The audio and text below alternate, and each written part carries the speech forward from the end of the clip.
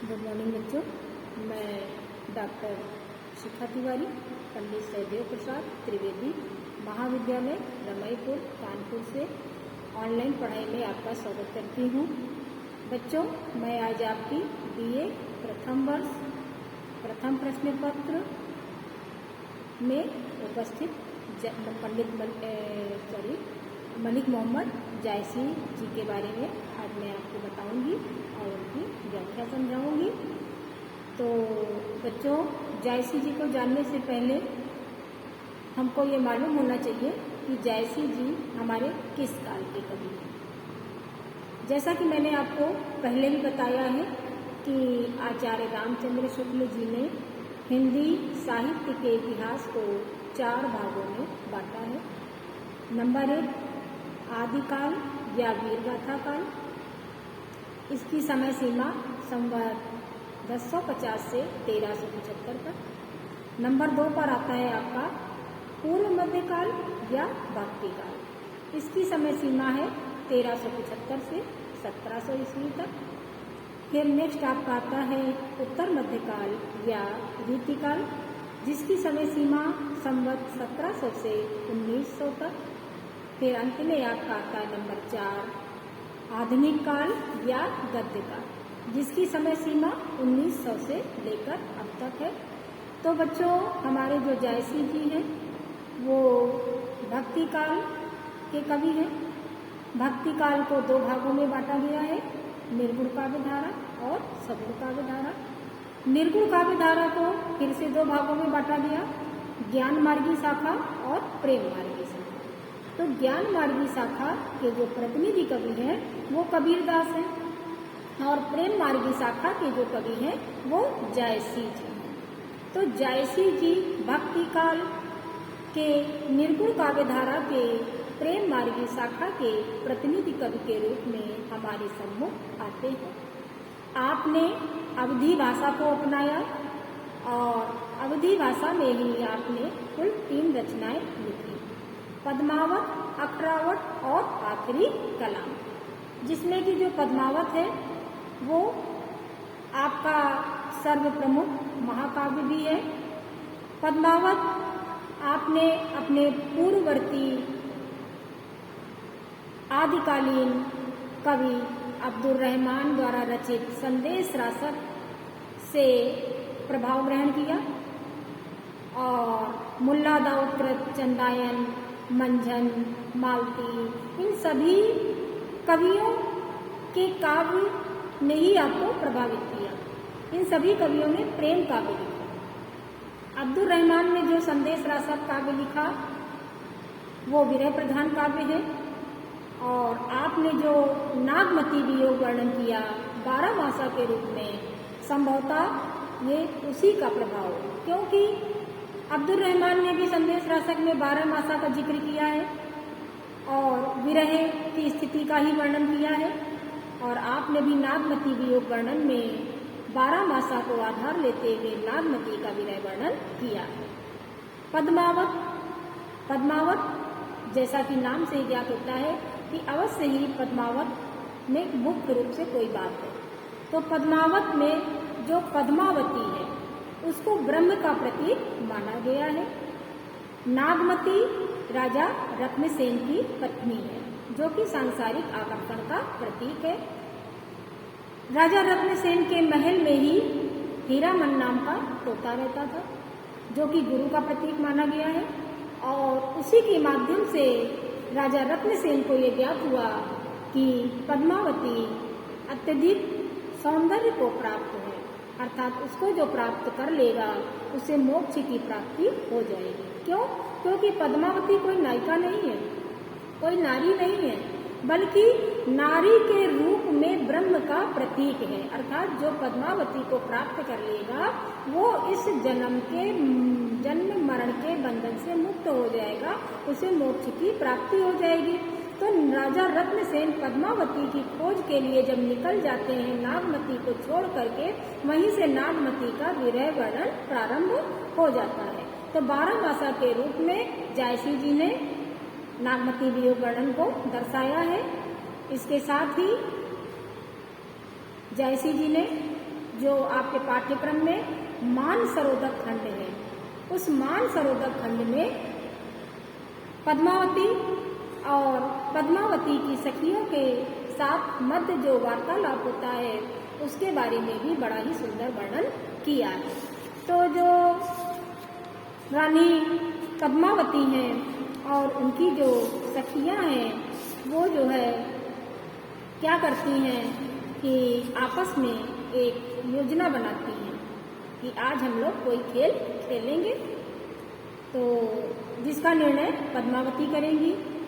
उसमें सखियां ये कहती हैं कि अगर हम लोग जो क्रीड़ा करते हैं उसमें जो हारेगा उसको अपना हार देना पड़ेगा। तो उन सखियों में से एक सखी ऐसी भी थी जिसको खेल खेलना अच्छे से नहीं आता था।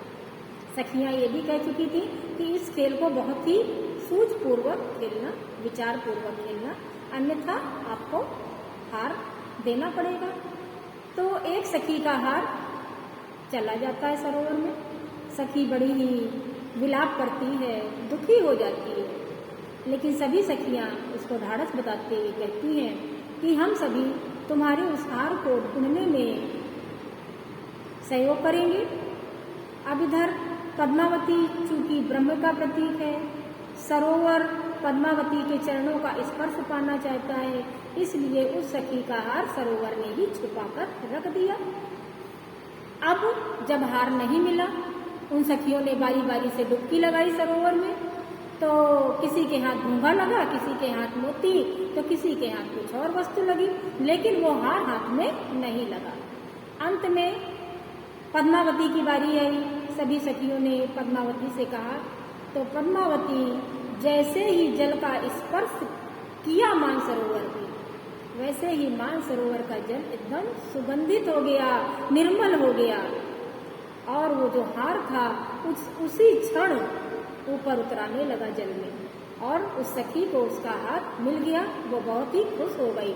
तो इस मानसरोवर खंड का मूल उद्देश्य है उस पद्मावती ब्रह्म को प्राप्त करना, अर्थात इस संसार में जितनी भी क्रियाएं हैं, काम, क्रोध, मद, लोभ, मोह से संबंधित, उन क्रियाओं के पश्चात हमारा जो जीवन का अंत है वो उसी में जाकर लीन होना है जहाँ से हमारी उत्पत्ति हुई थी। तेरा तुझको अर्पण क्या लागे मेरा, जब ये भाव हमारे अंदर आ जाएगा तो हमें मोक्ष मिलने में तनिक भी देर नहीं लगेगी। इन्हीं भावों के साथ में मानसरोवर खंड का पहला जो पद है उसका अर्थ हम करेंगे। और ये भी मैं बता दूं कि जो आपने मानसरोवर खंड लिखा है वो दोहा और चौपाई छंद में लिखा है।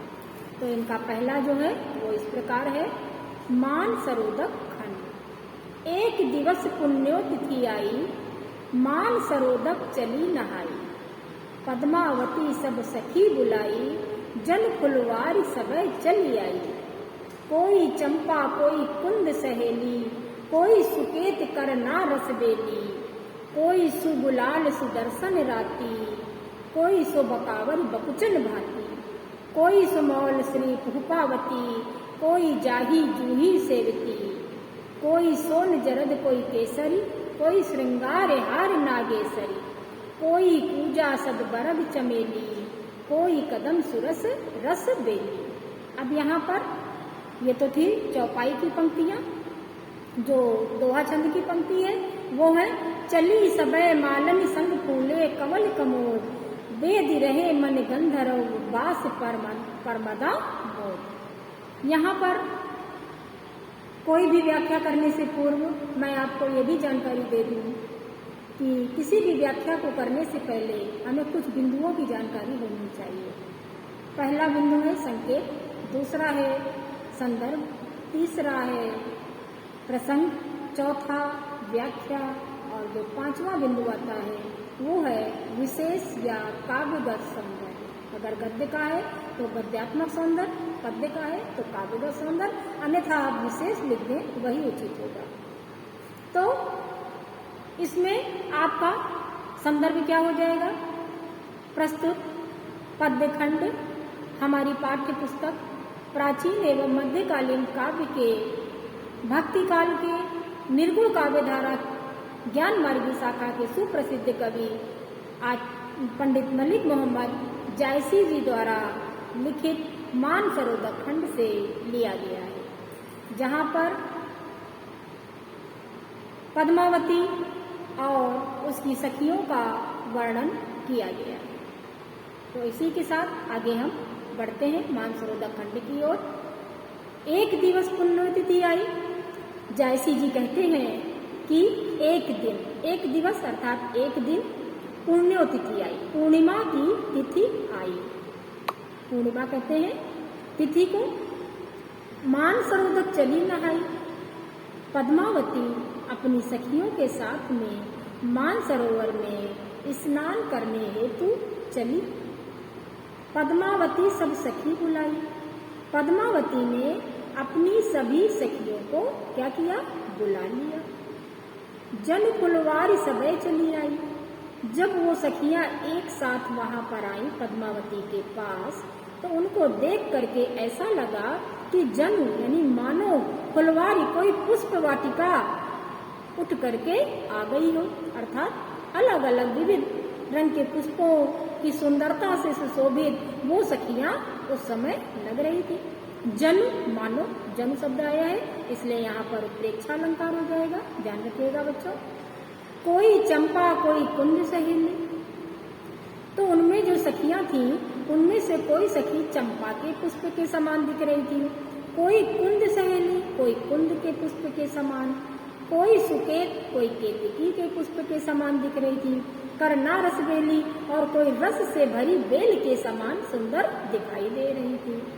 कोई सुगुलाल सुदर्शन राती, कोई सुंदर गुलाब के पुष्प की भांति खिली हुई थी, तो कोई सुदर्शन यानी सुदर्शन के पुष्प की भांति सुंदर दिख रही थी, कोई सो बकावरी बकुचन भांति और कोई बकावर के गुच्छों की भांति सुशोभित हो रही थी, कोई सुमौल श्री कोई मौल श्री यानी मालती के पुष्प की भांति, पूपावती पुष्प की भांति सुशोभित हो रही थी, कोई जाही जूही सेवती, कोई जूही के पुष्प के समान यानी श्वेत रंग का जो पुष्प होता है जूही का, उसके समान सुशोभित हो रही थी, कोई सोन जरद कोई केसर, कोई सोन जरद अर्थात केसर के पुष्प के समान यानी सोने के पुष्प के समान केसर की तरह सुशोभित हो रही थी, कोई सिंगार हार नागेश्वरी और कोई हर सिंगार के पुष्प की भांति सुंदर दिख रही थी, कोई पूजा सदबर्ग चमेली, कोई पूजा कोई चमेली,